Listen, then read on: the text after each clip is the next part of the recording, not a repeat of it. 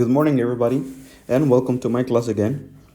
Today, starting with a new week, Monday 20 of April 2020, we're going to work on chapter review, page 565.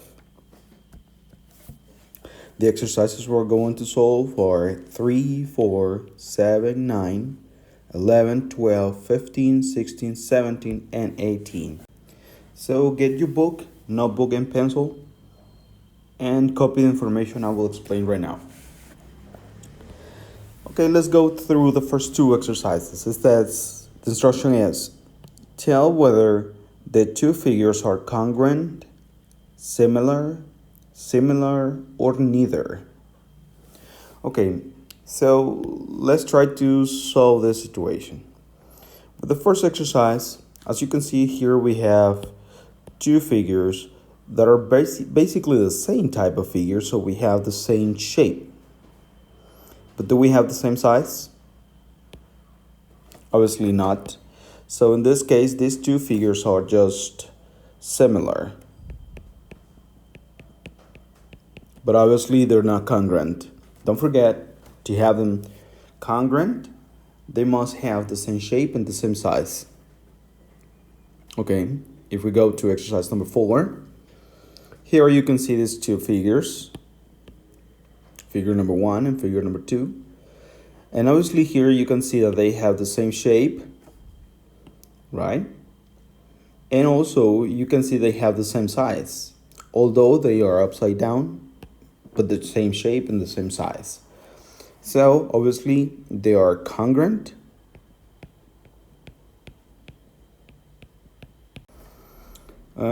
So they are congruent and similar. Okay. Now let's go to the next exercises. There are 7 and 9. Here the instruction is also here. It says, tell whether the figure appears to have line symmetry, rotational symmetry, both or neither. Okay, in this case, we just study line of symmetry. So what we have to do is to determine if the figure can be cut up with a line, and if we have the same like having the figure into two equal sides. Well, in this case, you can see number 7. There's no possible way to cut it in half, and so we will have the same shape, right? So in this case, obviously the answer will be neither.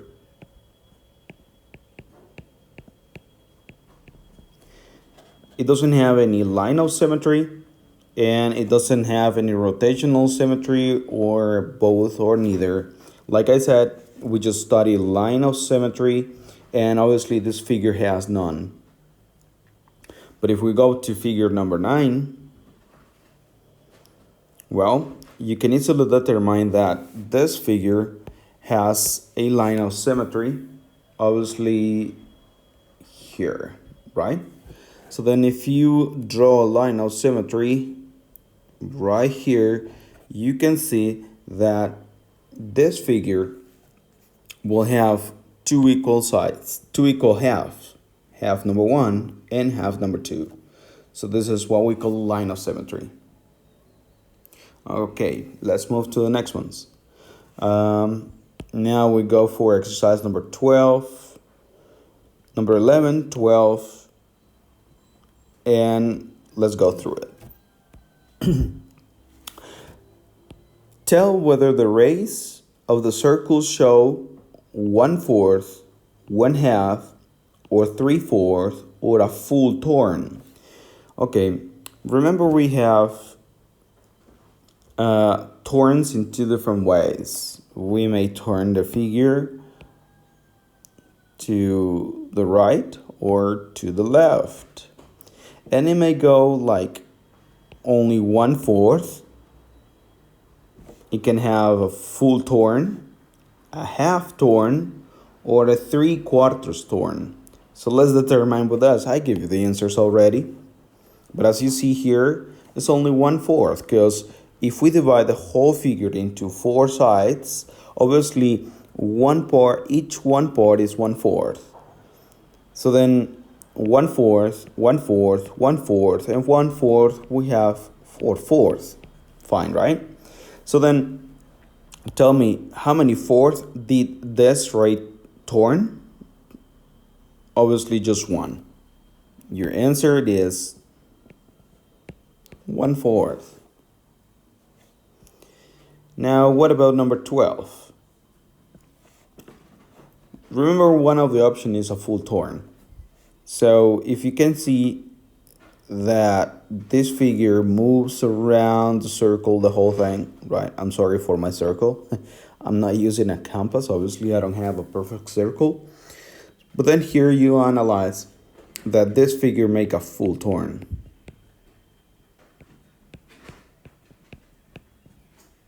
All right. Perfect. Now let's move to exercise number 15, 16, 17, 18, and 17. Well, all this line. The instruction. Tell how each figure was moved. You need to write either translation, rotation, or reflection. Okay, let's go with the first one. There is one characteristic with this kind of translation, right? I mean, of this kind of movement. Remember that if we have something like a mirror effect, and this mirror effect make our figure to flip from here up to here like a mirror effect, again, is called reflection.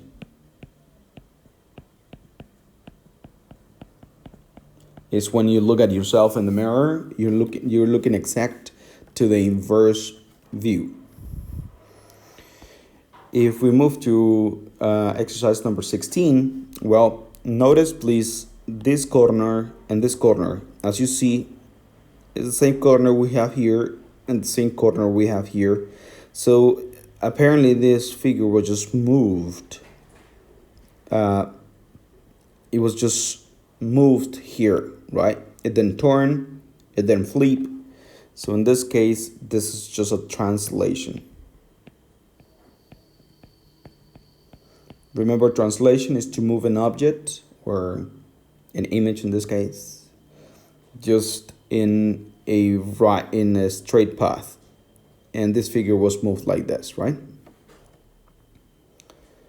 If we go to the next one, well, notice we have exactly here a point of rotation, and this letter H was moved like this. It was moved like counterclockwise. So obviously here we have a rotation. And then exercise number 18. Well, again, as you see here, we will have the same effect again as the first exercise in this section. We have this sort of effect of a line pretending to be like a mirror, and this letter G flips to the other side of the line. So again, here we have a reflection.